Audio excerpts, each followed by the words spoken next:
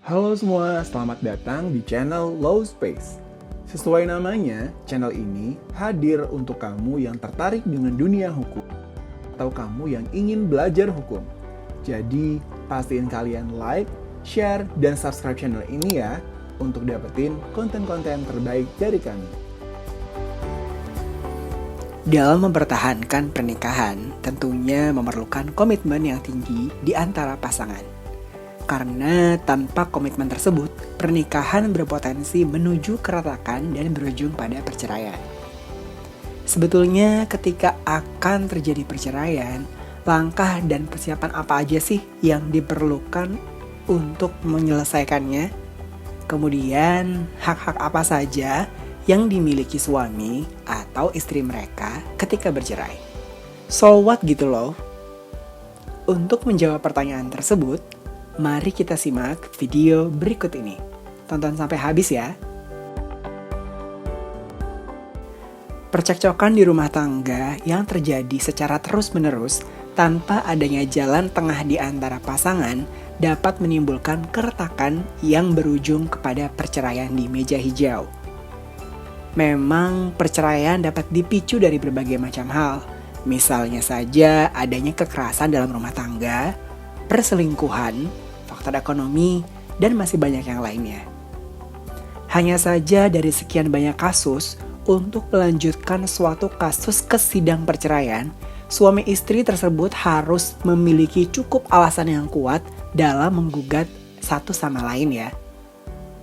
Berdasarkan ketentuan penjelasan pasal nomor 39 ayat 2 Undang-Undang Perkawinan dan pasal 19 PP 9 tahun 1975 dan pasal 116 KHI terdapat alasan-alasan yang menjadi dasar perceraian, yakni yang pertama, salah satu pihak berbuat zina atau menjadi pemabuk, penjudi, dan lain sebagainya yang sukar disembuhkan.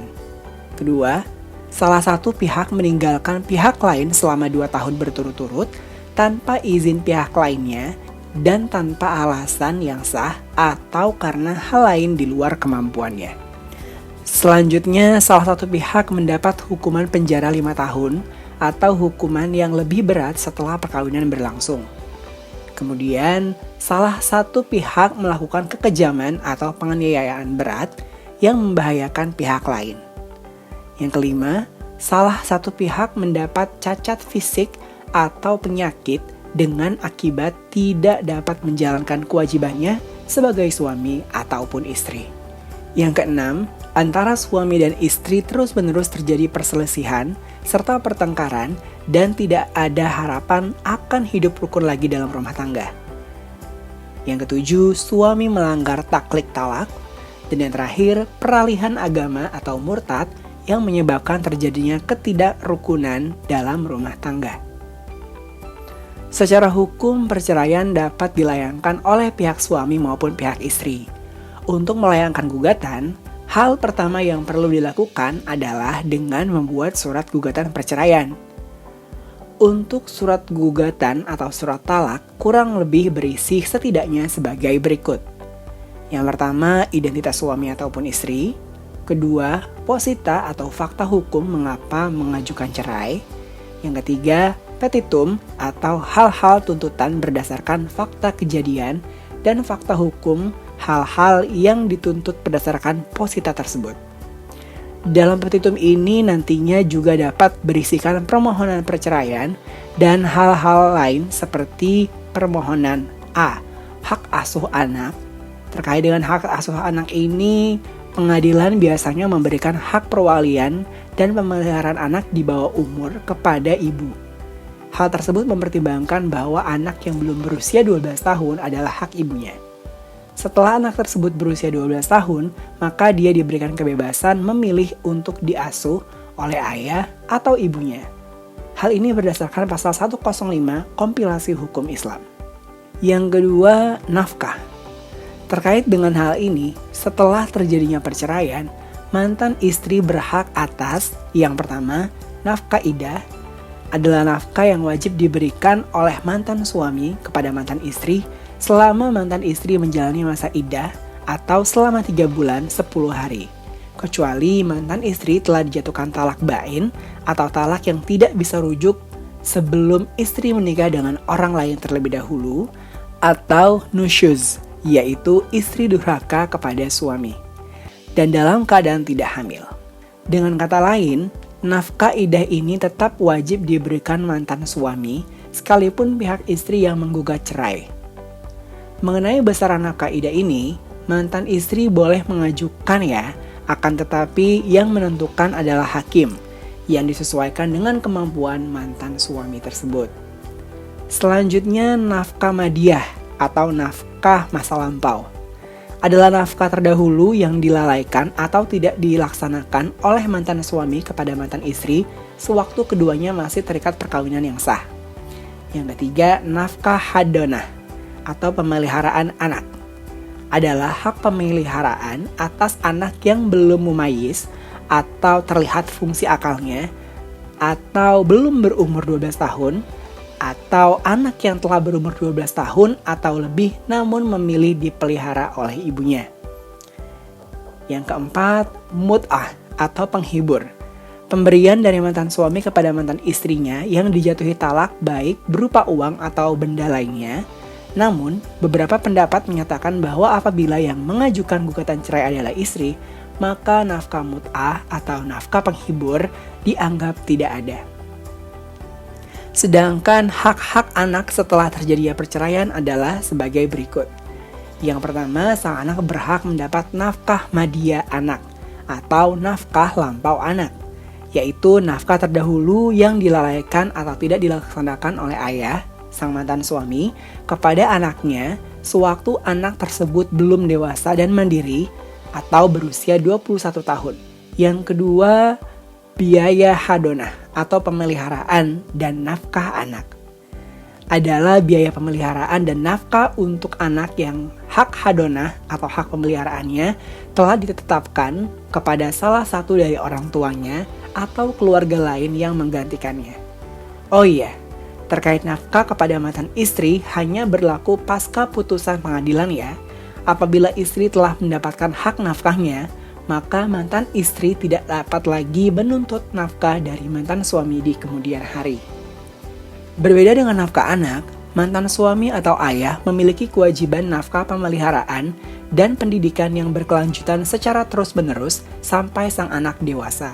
Sehingga apabila mantan suami atau ayah sempat memberikan nafkah hanya beberapa bulan saja, namun terputus dan tidak lagi menafkahi anak, maka mantan istri dapat mengajukan gugatan nafkah anak pada pengadilan.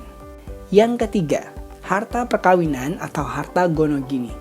Terkait hal ini, kalian bisa memberikan daftar harta gonogini selama menjalani pernikahan ya.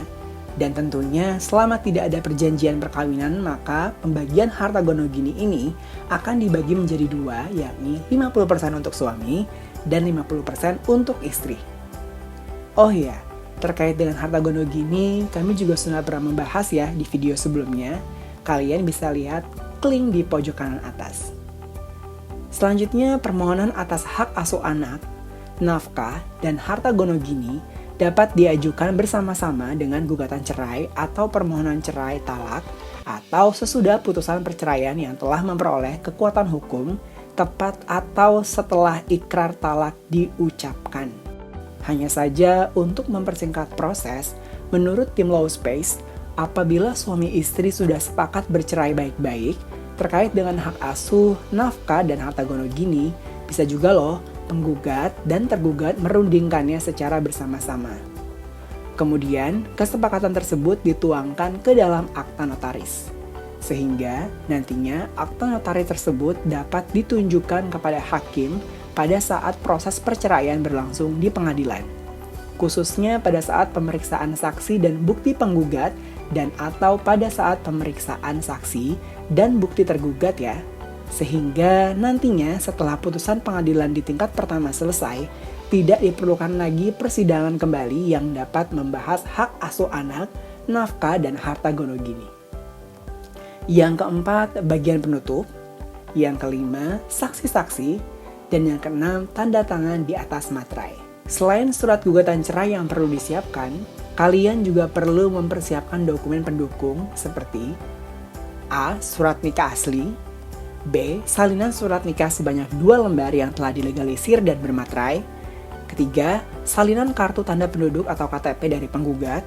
Keempat, surat keterangan dari kelurahan jika tergugat atau termohon tidak diketahui alamatnya dengan jelas. Yang kelima, salinan kartu keluarga atau KK. Dan yang terakhir, fotokopi akta kelahiran anak jika memiliki anak yang sudah bermaterai dan terlegalisir.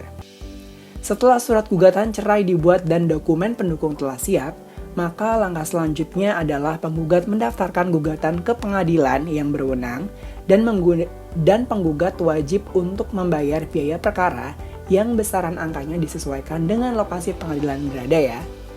Nah, ketika permintaan cerai tersebut berasal dari suami istri yang beragama non-muslim, maka gugatan langsung diajukan ke pengadilan negeri di tempat kediaman tergugat, atau jika tempat kediaman tergugat tidak jelas atau tidak diketahui atau tidak mempunyai tempat kediaman yang tetap atau tergugat berada di luar negeri, maka gugatan dapat diajukan di pengadilan tempat kediaman penggugat.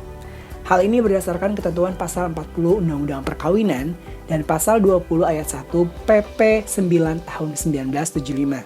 Sedangkan untuk pasangan yang beragama Islam, maka permintaan cerai dari istri kepada suami dianggap sebagai gugat cerai, dan ketika perceraian tersebut diajukan oleh suami kepada istri, dianggap sebagai cerai talak, di mana cerai gugat maupun cerai talak, gugatan tersebut dapat diajukan kepada yang pertama, pengadilan agama di daerah hukum yang meliputi tempat di kediaman istri, kecuali apabila istri dengan sengaja meninggalkan tempat kediaman bersama tanpa izin suami.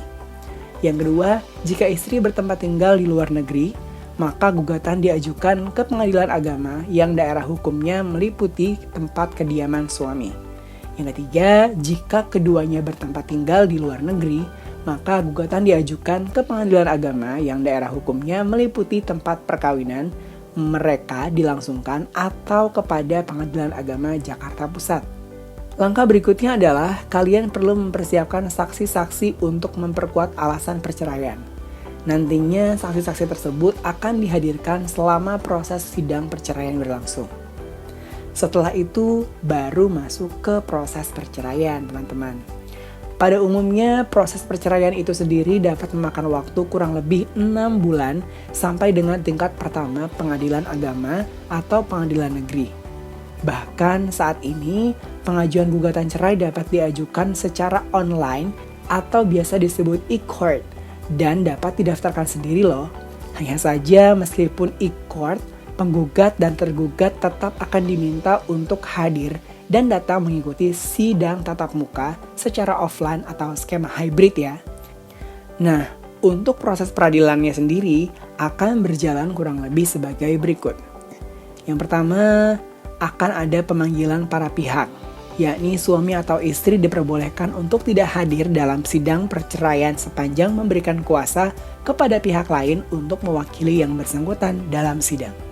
Oh iya, terkait kehadiran ini, khususnya bila tergugat sama sekali tidak pernah hadir pada sidang gugatan perceraian dan juga tidak menunjuk kuasa yang mewakili, maka hakim dapat menjatuhkan putusan first take.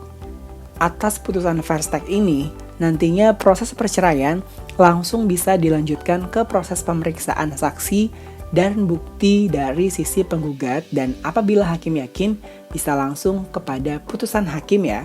Hanya saja untuk putusan first take tersebut, tergugat berhak melakukan upaya hukum farzat atau perlawanan.